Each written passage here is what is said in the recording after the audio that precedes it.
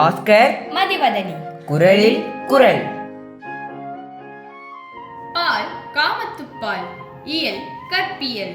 அதிகாரம் பசப்புரு பருவரல். குரல் எண் 1188. பசந்தால் இவள் என்பது அல்லால் இவளை துறந்தார் அவர் என்பாரில். பசந்தால் இவள் என்பது அல்லால் இவளை துறந்தார் அவர் என்பாரில். பசந்தால் இவள் என்பது அல்லால் இவளை